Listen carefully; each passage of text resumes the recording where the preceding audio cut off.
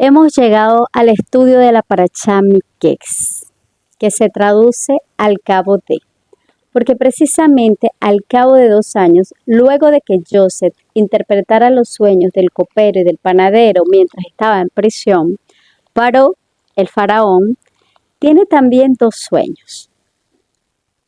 Esta porción nos describe la apasionante historia del ascenso de Joseph desde la oscuridad de la prisión hasta la cima del poder en Egipto.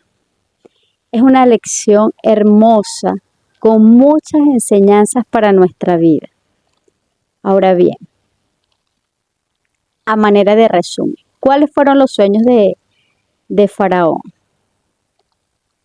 El primero, ¿verdad?, que le generó mucha inquietud, era que 7 vacas flacas salían del río y se devoraban a 7 vacas gordas, robustas. El otro 7 espigas marchitas se tragaban a 7 espigas hermosas.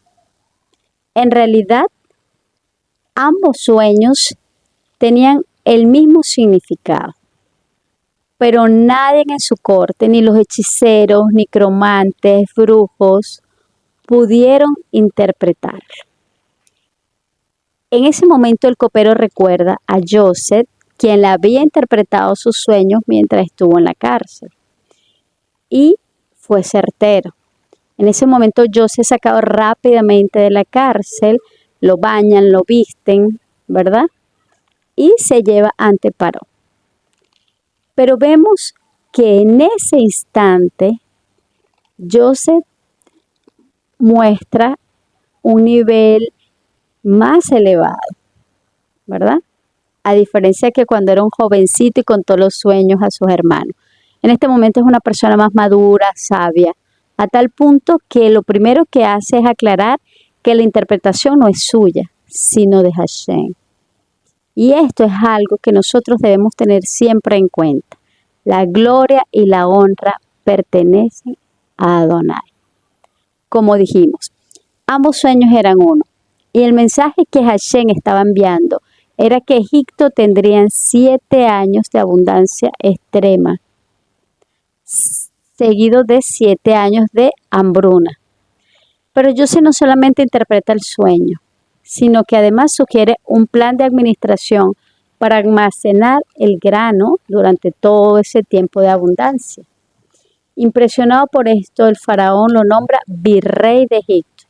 Le da su anillo, ¿verdad? Y le da el nombre de Safnat Panea.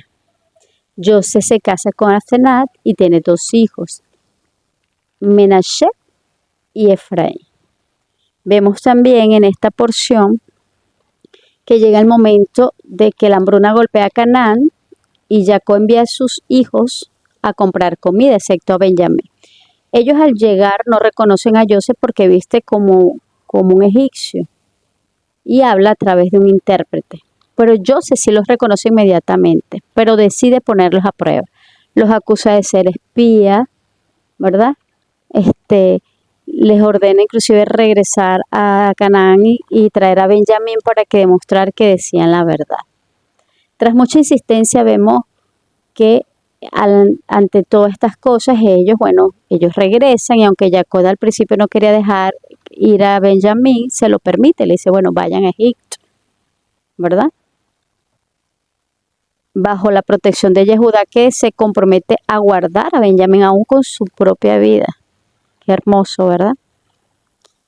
De humanos es errar, pero de sabios rectificar. Describe la narrativa que Joseph los recibe con un banquete donde es conmovido al ver a su hermano menor. Sin embargo, Joseph prepara una última prueba de carácter. Ordena que su copa de plata personal sea escondida en el saco de Benjamín. Y cuando los hermanos parten, son alcanzados por los guardias y la copa es descubierta. Joseph declara que Benjamín entonces debe quedarse como esclavo en Egipto, mientras los demás pueden irse. La parashá termina en un momento de máxima tensión. Joseph quería ver si sus hermanos habían cambiado o no, si verdaderamente se habían arrepentido. Abandonarán a Benjamín, ¿verdad? Su hermanito menor, como lo hicieron con él años atrás, o van a verdaderamente sacrificarse y protegerlo. Porque es que miren, el arrepentimiento no se dice con palabras, se demuestra con acciones.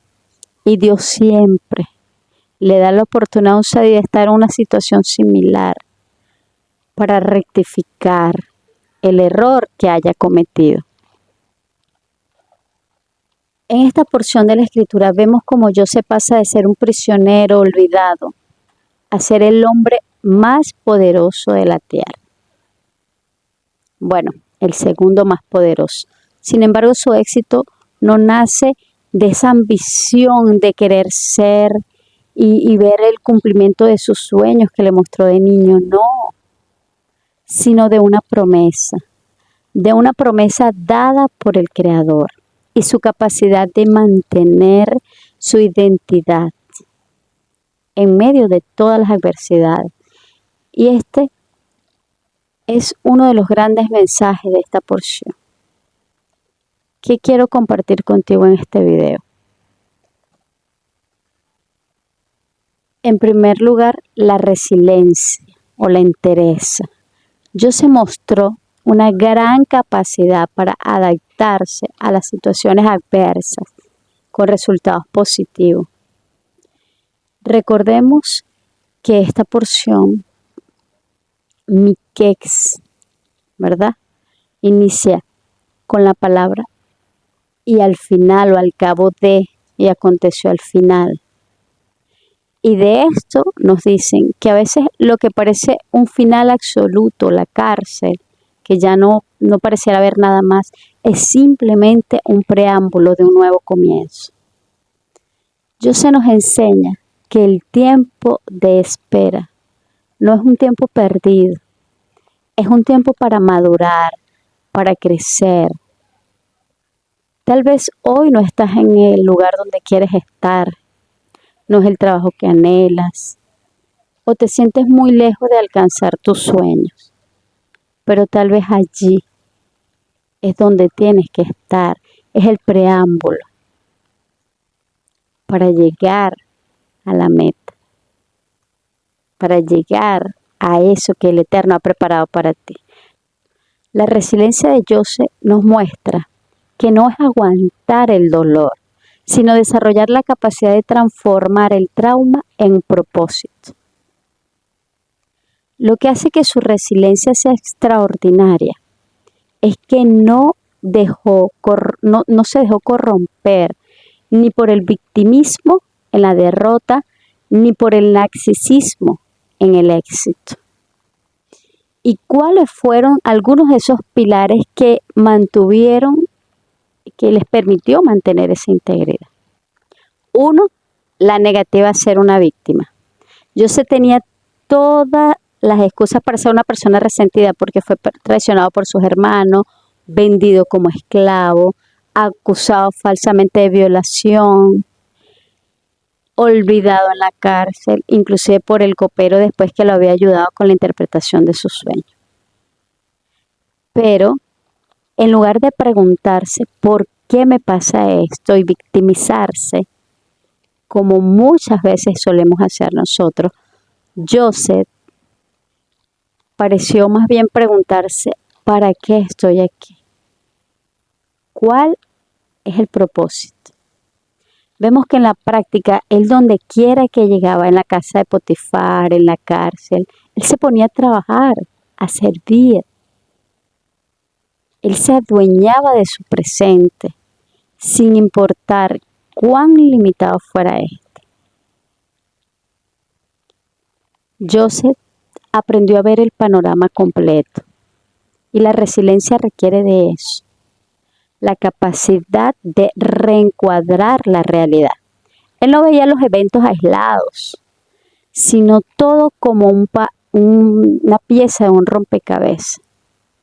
Cuando él se revela a los hermanos, le dicen, no fueron ustedes los que me enviaron aquí, sino Dios. Y eso es importante que entendamos, que las personas, las circunstancias, no están desligadas de la supervisión de Dios. Él, al quitarle a los hermanos el crédito sobre el sufrimiento, Él logra liberarse del odio. Si fue Dios quien lo envió, entonces su sufrimiento tenía una misión: salvar al mundo de la hambruna. Y el Ribi lo dijo, lo hizo también en muchas ocasiones. Una de estas cuando el César se jactaba, ¿verdad? Y que él tenía el poder para liberarlo o apresarlo. Y Yeshua le dijo: ninguna autoridad tienes si no te fuera dada por mi Padre que está en los cielos. Vemos por otro lado que él mantuvo su identidad siempre, a pesar del aislamiento.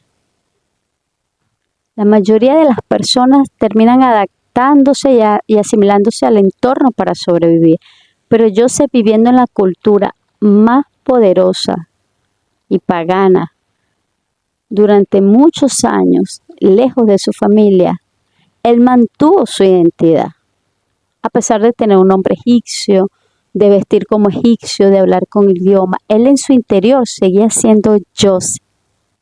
Él siempre mantuvo las enseñanzas de su padre, porque vemos que los sabios dicen que cuando la esposa de Potifar lo tentó, él vio la imagen de su padre en la ventana. Joseph alimentaba constantemente sus raíces. Y esto es importante. Mantén tus valores siempre, a pesar del entorno que te rodea. Y finalmente, eso es lo que te va a permitir salir victorioso. A menudo pensamos que la resiliencia es solo para los momentos difíciles, pero en el éxito también puede quebrar el carácter. Porque muchos, al llegar al poder, después de sufrir, se vuelven tiranos, buscan venganza, están resentidos. Pero Joseph, al llegar a la cima, no buscó a los hermanos para castigarlos, ni usó su poder para el placer personal. Él usó su posición para implementar ese sistema económico que Dios le había mostrado y que salvaría la región. Su resiliencia fue ética. Él no permitió que el poder borrara su humanidad. Muchos dicen el dinero cambia a la gente. No. Aflora lo que hay verdaderamente en el corazón de la persona, pero una persona íntegra, humilde, de valores, de principios, temerosa de Dios, va a mantener su integridad y su convicción, sin importar la circunstancia que esté viviendo, y Dios se lo mostró, en la cárcel o en el palacio. Él mantuvo su integridad. Finalmente, evaluemos nuestra historia. ¿Qué historia me cuento yo sobre mis procesos, sobre mis heridas? ¿Soy víctima o soy sobreviviente? ¿Cómo puedo servir en el lugar donde estoy actualmente, en vez de quejarme? Joseph, aún en la cárcel, encontró un propósito: ayudar a otros presos. ¿Qué estás haciendo tú en la posición en la que te encuentras hoy? Siempre ve a la Torah como tu manual de vida, tu guía, para que todo tu entorno no logre influir sobre ti. Joseph nos enseña que el pozo no es el destino, es el entrenamiento. Esa oscuridad de alguna manera era necesaria para que la luz del liderazgo brillara con mayor fuerza. ¿Para qué? Para sostener a su familia. Él se mantuvo humilde frente al talento.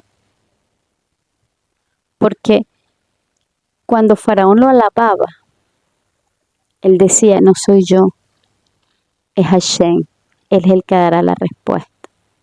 Él no se apropiaba de su don, porque todo don y buena dádiva sabe que viene de Hashem. Él entiende que solamente es un canal, tú eres un canal.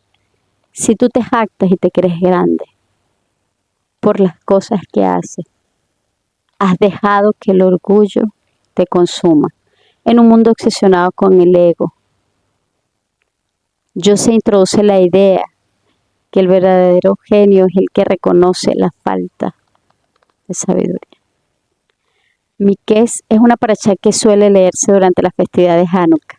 Y así como José encontró la luz y su propósito en la oscuridad, nosotros encendemos velas cada noche. Ambas historias celebran la victoria de la interioridad sobre lo externo. Dios siempre estuvo presente.